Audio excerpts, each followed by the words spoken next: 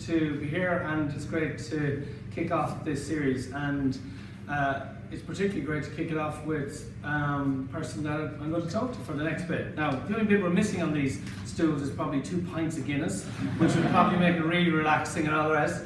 And appreciate, the hardest thing for somebody to do is sometimes to talk about themselves, particularly in front of their peers. So this is first time for Dara to do it, and my first time. So we're trying to keep it as relaxed as we can and as enjoyable as we can. And hopefully through it, you'll all get a bit of an insight into somebody who I think has made a huge difference to the business over many years. So just to give you, for those of you who don't know, a little bit of background about Dara, so you can blush for a moment. So Dara started as an associate consultant, fresh-faced associate consultant, no beard in those days. His first year's billings was 175,000. He started in 2011, so that gives you many years? 7 years in the business. First year's billings in 2012 was 175,000, but since then he's averaged a massive 632,000 annually. That's every year over a 6-year period, and that is significant. You know, there's very, very few people in our business who have managed that type of consistency in that level of billings, which is fantastic. And he peaked in 2016 at 874, where he was the global top biller in that year. So he has a lot, I suppose, of insights I think that he can share and talk to people about. He's more recently moved into the IT security space, where he's reinvented himself, and he's working with Leafin to build out that, and that is already taking shape and is going to be a real success. And I think it's fair to say Dara has worked tirelessly to build the Morgan McKinley brand, and we'll talk a little bit about that. Somebody who has really invested in building his personal brand and his specialist brand within his market. So a lot of that to come. So that's a little bit of background. So maybe Dara, as I start, because you know, most people when they say, you know, when they were growing up, did they dream of getting into recruitment? Did you dream of getting into recruitment? And if you did, and how did you get into recruitment? How did recruitment come about? Yeah, I think I knew I wanted to work in sales. I think I didn't really realise that recruitment is sales. Before working in recruitment, when I was doing my masters, myself and 3 co-founders set up a tech startup. We gave it a 1.5 years. Great experience, but it wasn't to be. We had to pull the plug on it. So after that, then I suppose I started looking at my options. I knew I wanted to work in sales because, like, I always had little business ventures going. I was always buying and selling stuff. Like even clarify the stuff. Yeah. No, like you name it. Legal stuff. No, like I always remember, even as on the bus to school or just kicking footballs around, I always had to buy and sell. You might remember the yellow newspaper, the classified ads. Always had one of them. Always had just different business ventures ongoing. I had my own market stall for 10 years. Myself and my uncle did the markets in Ferry House, which was just an unbelievable experience for me. It was like just so much fun, and just taught me so much about business and, you know, spotting opportunities, and it just really just put a seed in me, and I knew I wanted to work in sales. So after the startup thing, I'd done a year in Allianz Insurance. It was sales development. It wasn't really sales. It was sample that wasn't for me. I kind of was looking at my options, saw some of my friends working in recruitment, started to learn about uncapped commission and, you know, accelerators, and started seeing the stuff they were buying and know that they were making money, and I thought, I'll give this a go. So started applying to recruitment companies. Love IT. I have a background in it from my studies, so got a few offers and chose Morgan McKinley, and here I am. All right. Well, fairness, that's a great background. I love the sort of commerciality of always looking for the opportunity to sell and do that, and obviously that's taken you far within the business here. But if you were to, you know, stand back and look and say, what would you think were the sort of key practices that have contributed to your success over the years? What are the things that have made you successful? Yeah, there's obviously a lot to it, but I would say, like, looking at basics, you know, setting yourself high targets and goals, kind of, you know, planning your month right down to your day. So looking at, okay, it's great having a monthly target, but what does that mean? Break it down to your week. and your day, more importantly, having an aim for every day. I think like objectively looking at your pipeline and noting like and catching it on time if you go a bit wayward. Maybe I'm light on candidate side, maybe I'm light on the client side. Basic things like having an intention with every phone call, like trying to get something from every phone call. Following up with candidates and clients, like basic stuff, and like hard work, determination. I think it is bringing it back to basics though. It's a numbers game. Like how many CVs have I sent today? If I haven't sent 5 CVs, if I haven't sent 10 CVs, whatever your number is, maybe it's not time to go home yet. You know, how many CVs? If I'm sending a CV to one client, can I send it to other clients? So yeah, it's just like it's having I suppose really what we're talking about is KPIs, but I think KPIs would probably get a bad rep, probably needs a rebrand, but just if your work success back, it is having a high output mentality, and you know, I suppose like just having the knowledge that, you know, every day you come in, you're going to be here anyway, let's just, you know, work on having a high output. Well, I think that it's very valid because, you know, people say to you about recruitment, I call it, isn't rocket science, but if you don't sort of do the basics consistently well, and as you call it with the reference of high output, well then that's where we struggle. But actually people who do that and apply that really, really well, that's where they succeed, because they get to know their markets, become experts in it, and they drive that with really good activity. So clearly that's worked for you, and it's a good tip for others. But what about mindset? Where is mindset into it? Because, like, you know, you're talking about there's the things you have to do, but you have to you sort of have the right mindset to apply to be successful. So what's yours? Yeah, look, I think mindset is very important. Like, it's something that, like, I'm kind of a bit of a pop psychology junkie. I read a lot of sports psychology books and stuff. I believe in like priming the mind for success. I think, look, just setting high goals and targets. Setting goals that, look, they're high, but they're achievable. You know, they're hard enough to bring you from where you are to the next step, but, you know, give yourself a reasonable probability of success. You know, I think, look, if you want to be the top biller in your team, if you want to be a top biller in Ireland, globally, like, you can do all that. It comes with, you know, you have to be somewhat flexible, you have to be tenacious and determined, but like it can be done, and like anyone here could be top biller next year. It's absolutely can be done. I think though, in mindset, Jerry, you might remember a couple of years ago you had mentioned something to me about me working for Dara Boland Limited, and it struck a chord with me, and it's something that it was quite motivating, because just viewing your desk as, you know, your own little business has always been a motivator. I've had that mindset. You know, it's up to you when you get up out of bed, it's up to you how hard you work, it's up to you what your output is, it's up to you how much money you make. So, look, we have the benefit of an unbelievable brand, the Morgan McKinley. The team is, like, we've never had a better team. Like the support of marketing, everything, brilliant. We don't pay for the phone bills, but like, it's not yet. Yeah. But yeah, just having the mindset of, look, maybe like you're a franchise holder, Morgan McKinley, or it's your baby. That's a good mindset to have, I think. Yeah, look, do you know what? That's a really positive way of looking at it, because sometimes people, when they work within larger organisations, sort of get a little bit caught up going, I'm sort of the, you know, small cog in a big wheel.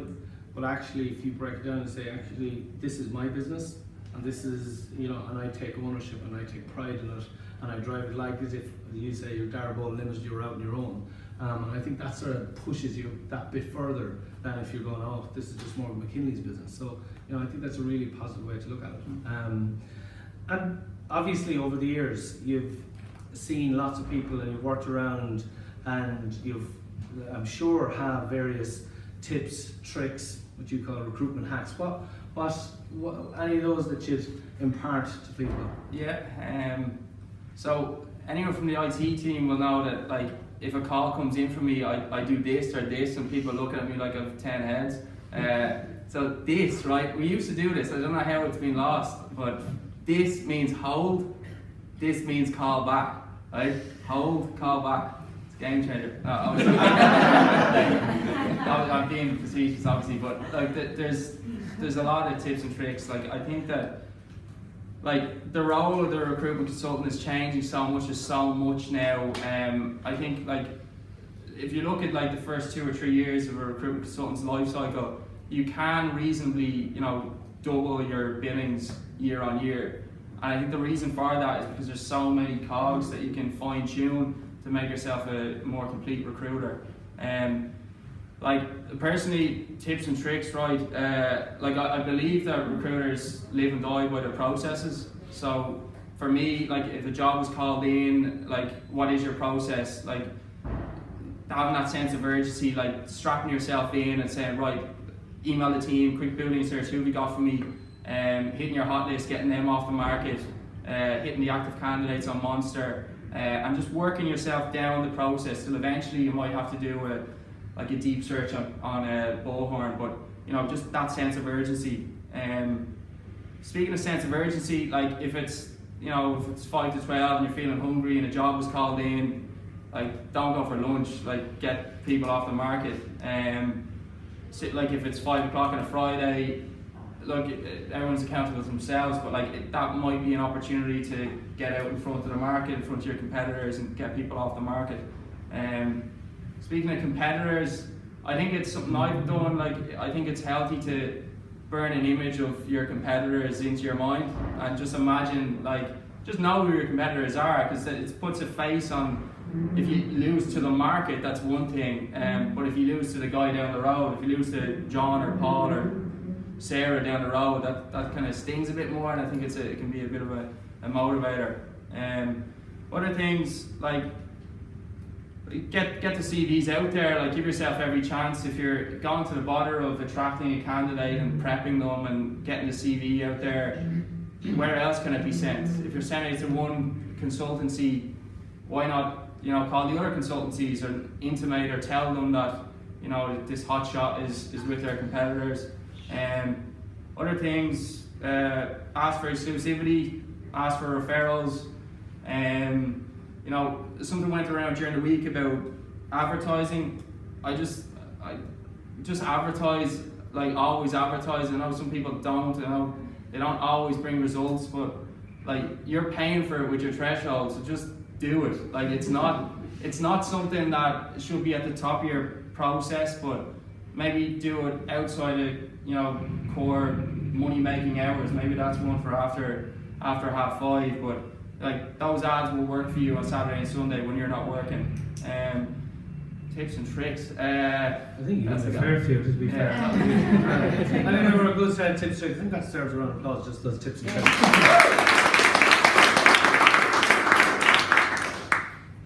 But again, like the bit about all those is what they give you is the edge. They give you the edge in the market. It's like, if you ever watch, top athletes, all they're looking for is seconds, microseconds, it's tiny little bits that make the difference. And what you've articulated are all the things that make the difference. Because everybody can do the normal things day to day, but it's the things that make the difference are the things that set you apart. So I think that's the marginal gains. The marginal gains, yeah, it's really good. And what about you talk about mindset, but then you take personal characteristics for success. So within everybody, I suppose everybody has the ability to be successful. But what for you, what do you think are the sort of personal characteristics that have contributed to your success? Yeah. I feel very I'm not guru here, right? But I feel very preachy here. But I can say that I am highly motivated to make money. I do like competition. I think I'm commercial, and I work quite hard. So yeah. Okay, can't argue with those. One of the things, you're obviously now in the security space, but previously you were in the mobile space, so you sort of reinvented yourself, or reinventing yourself. And I take the other person probably who's not here has been a huge success in the business. The Irish business is, as Susan Nix has also over time has reinvented herself in the market. But reinventing yourself, you have particularly done it through building your personal brand. How have you done that, and why have you sort of taken that path to sort of help you grow your business? Yeah. Well, I'd hope that my brand is viewed as like a trusted advisor, I suppose an expert in my field, someone who's not afraid of hard work, and someone who's agile and nimble enough to spot and take advantage of opportunities. I have worked in every vertical in IT at some stage or another, and I've had the opportunity to launch new desks that we haven't previously had, and had a lot of fun with it. My approach has been that, I suppose, like, first of all, if moving into a new market, I'll learn the lingo, then I'll find the influencers and try to align myself with them. I'll then try and find if there's any special interest groups, I'll try and align myself with them. So for security, they are OWASP, ISACA and ISC squared. So Morgan McKinley are the recruitment partners for each of them, and we do like co-branded events and stuff. The other piece that we try to do then is we try to get involved in some way in the educational piece of the particular technology of that vertical. So what that allows us to do is, I suppose it results in workshops and boot camps and stuff like that, but it just adds a little something extra. Like if you're dealing with a candidate who maybe is just short of the experience to get on the short list, or maybe just didn't get the job, I suppose it's a play on the career ally stuff. Do we A, say, best of luck in your future endeavours, or do we B, say, why not come to, so say like a JavaScript developer didn't get the job, come along to our AngularJS meetups. They're the last Tuesday of every month in our office. Or like a security engineer, come to the hackathon catch the flag session we have at the end of August. Or like UX guys, we've put them in touch with UX training, get a 50% discount through Morgan McKinley Network, stuff like that. It's just a little something extra, and gives us a bit more influence. I think that stuff though is probably more valuable at a high level of dealing with clients. In IT anyway, like if you're on a client meeting, I've never been on a client meeting that hasn't discussed the skills gap. It's the reason why we're in a job, it's the reason why we're sitting in front of the client, because they can't find the people. So it comes up every time. So what it does allow us to do is position ourselves as the big multinational that we are, addressing the skills gap. And it allows us to show that we have influence, and we have access to these key niche candidate communities. Like really, we do get quick wins from this, we do get influence, we do get referrals, we get jobs on and all of that. So we get quick wins, but really I suppose it's more amplifying the message that we specialise and we go beyond. Well, they like that. Throw that in there. Very good, 10 out of 10, you're doing well. But like, you talked a lot there about how you build success, and one of the things you referenced was hard work. The other thing you referenced at the time is sort of working beyond core hours and various things. So I know you put in sometimes some very long hours in work, which clearly has contributed to your success. So how do you maintain the balance? How do you maintain the work-life balance amid all of that, and try and keep that positive energy for success? Yeah. It's not an equation that I've cracked, but I do think that that one, I don't know, right? It's something that you're constantly working, it's constantly changing. I don't think that recruitment is a 9-to-5 job. I think we do have to adapt to our candidates and our clients, but also adapt to what works best for us, how we work best and how we're most productive. There is times where maybe if you need to come in early to try and dodge the receptionist to get in touch with the right person, or hang back to have maybe a deeper conversation with a candidate that they wouldn't be able to have if they're hiding in the meeting room somewhere.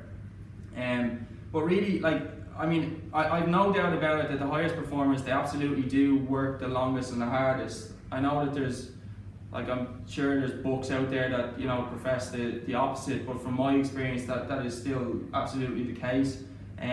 But I don't think there's any great honour in being the longest worker. We are judged by our output, not our input. Effort is great, but it's kind of what are we billing for the month? That has to be the focus. It's a balancing act. I think it's as much a question as focus as it is time. Social Talent were in with us a couple of weeks ago, and they referenced a study where they said they looked at people working 8 hours and they reckon that the average productivity time is 3 hours. So it's obviously, you know, not that much. So look, when you're in, just try and be in. Like, you know, stay off Facebook. If you need to go into a room, if you need to just get into your bubble to blitz, break it down into 30-minute sprints, whatever you need to do, just try and like work on focus more so. I think though, like I mentioned Facebook there, like technology is obviously diminishing our attention spans. There's some like basic stuff we can do, like, you know, clearing your emails, and maybe if you get the bus or the train in, do that on the way in, clear your emails, or on the way home, put stuff off that, maybe ask yourself, like, is what I'm doing right now contributing to putting fees on the board? If it's not, do I have to do it? If I do I have to do it right now? Can you put that stuff in, maybe into your commute? Stuff like that. But I don't know, like that's something that we're constantly learning about. For me, I write a lot of things down. It helps me. Like I just constantly writing stuff. I put post-its up on the fridge. I'll keep journals. So I've actually written myself and posted myself letters with goals, and bit of a weirdo with that sort of stuff. But yeah, I just think like if something's important to you, if there's something that you want to change in your life, or if you have a particular goal, write it down. Write it down and force yourself to address it. You know, don't live in a constant momentum of like other people's expectations. Write out, you know, set out your own plan for your life and try and go after it. Just in terms of work-life balance, one thing that I do every so often, it's probably hard to explain, but I'll get a piece of paper, and on the right-hand side I'll write down, I suppose, the ingredients of my interpretation of what wealth is, or just the important pieces of my life. So it might be friends, family, career, sports, maybe it's yoga, maybe whatever you're into. So I'll put that on the right-hand side. On the left-hand side I'll draw a big circle, and I'll imagine that's like a pie chart. So that pie chart then is representative of my total focus or my total time. I'll then superimpose the ingredients into the pie. I'll cut it up, and I'll take a step back and I'll look at it, like how much of that time of focus is with work, how much of it is with friends, family, and then maybe just look at it objectively and say, okay, in the next 90 days, where do I want to put my focus? Really, I don't know, like it's, for the high performance stuff, like yeah, it does come with sacrifices, like there's no doubt about it. You can't be 100% in every area. And I think, to be honest with you, like getting the really, really high numbers, I think it's like, yeah, for sure you do sacrifice things. Like the way I look at it is maybe you're 150% in one aspect of your life, and you're, you know, that's your life. But maybe there's another alternative where you're 80% in several aspects of your life. So it's just choose where your aim is and what your goals are. But I don't know, with any tips, let me know. Well, I certainly probably give it a lot more consideration than lots of people, and it's really interesting perspective, you know, the way you sort of break it down like that. But lastly, you know, tell me a bit about Dara outside of work. So people know Dara in work. So what about Dara outside of work? So what are you into? What do you enjoy? You know, what gets you going outside of work? Thankfully, like a lot of people do know me outside of work. The team at the moment is brilliant, and like we've a great social side to it, so it's great. Look, not like I love my friends and family, love sports, big into MMA and boxing.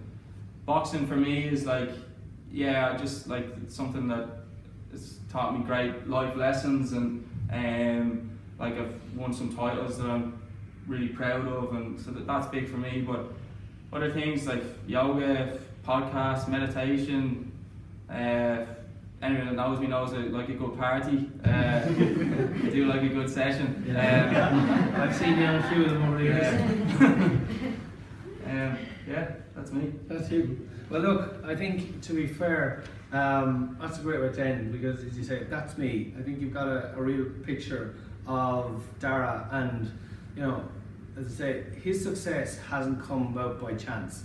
Listen to him, you know it hasn't come about by chance. He just wasn't looking. It just didn't happen.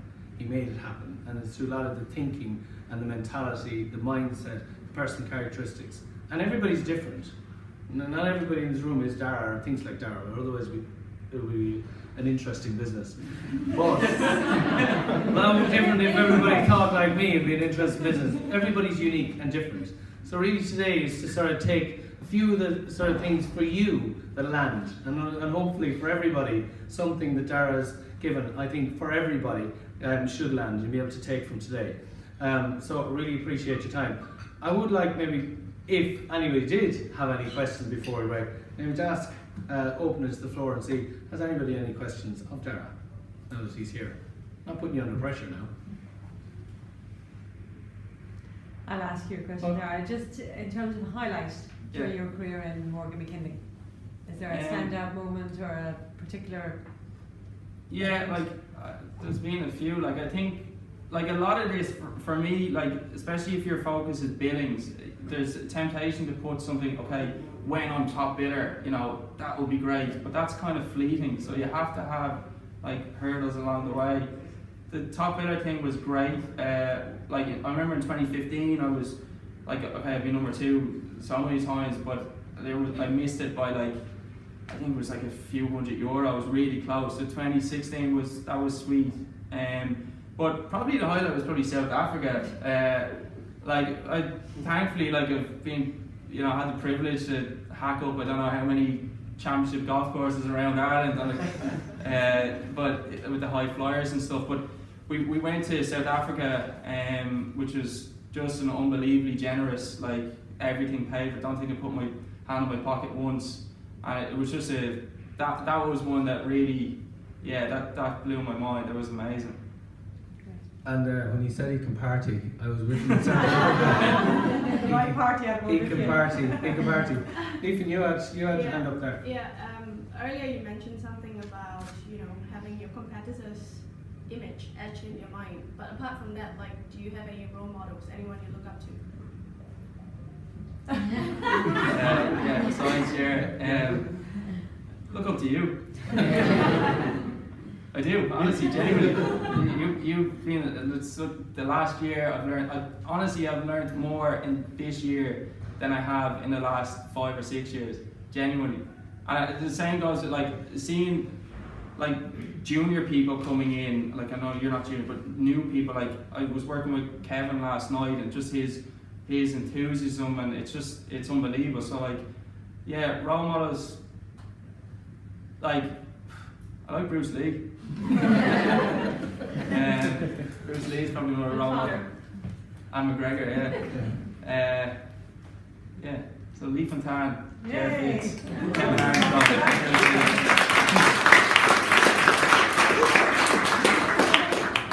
Right, any others say? Sorry. Would you give, what life tips would you give for new starters then? Just keep an open mind. I think like going to like, just try and be a sponge. I know it's a cliche, but like go to things and just ask for advice, listen into calls. Don't try and like, okay, ask for advice from more senior people, but don't try and like do it your way. Like, okay, that process works for them, right? But like, don't try and emulate. Like anyone who's great in any field isn't. Muhammad Ali doesn't get great by trying to be a better version of whoever. He was like doing it his way. So take bits from different places. If I could bring it back to Bruce Lee. Bruce Lee, I don't know if you might back me on this, right? So Bruce Lee was, without even knowing, right, he like invented mixed martial arts, and the reason for that was he invented a martial art called Jeet Kune Do, right? So previous to this, geez, I'm going on a serious rant. If you want to leave, just leave. So Jeet Kune Do, the idea of it was, right, in martial arts back then, it was you do karate or you do taekwondo, and that was your doctrine. But for the first time, he was very forward thinking. He said, okay, you take bits from this. You take this bit works for me, this bit works for me. Forget about this bit. Where am I going with this? So, and the sad thing then actually, so Jeet Kune Do then after Bruce Lee died, it has become a curriculum, so it's kind of goes against his philosophies. But anyway, I don't know where I'm going, just take bits from, ask for help, I don't know. You're doing good though. Right, any others? When you like kind of said, you were saying like you set a goal and you like set, you know, you write it down. Even when you kind of achieve one, like even like say you wanted to be top biller in the company, like globally, you got that. Like how soon before you were kind of reassessing what the next one was? Like, yeah, like to be honest, I know like the top biller thing was a real, like it's something I am proud of, but genuinely, right, hand on my heart, it was never ever been my goal. Like I compete against myself. Like I've never, and I know there's always been a, you know, will you get her this year, and it's a bit of banter, but like my target is my target, and if I hit that, I'm happy. You know, when I do work in, the way I do it is I'll have like gold, silver, bronze. If I get in anywhere around there, I'm happy. If I don't, then I'm unhappy and I have to work harder. But yeah, like it's straight away, like it's not, if you put too much emphasis on, you know, the medal, if you win the boxing title at the end, that shouldn't be the problem. Like, you have to enjoy the journey along the way, and it's never ending. You can't complete this game. Well, I think that's a good way to finish. You can't complete this game because the reality of we all have to go back to work now. So look, just to Dara, thank you so much. You said to me earlier, you asked me, was I nervous? I said I wasn't nervous. He said, were you nervous? I said you were. Well, you wouldn't think he was nervous, to be fair. And look, I think it's been a really great insight and perspective, and you know, like everything, it's as I said, I hope you all have got something out of the conversation. Appreciate your time and attention. Appreciate it's a bit warm here today, but just to Dara and to everybody here, thanks a million, and for everything else.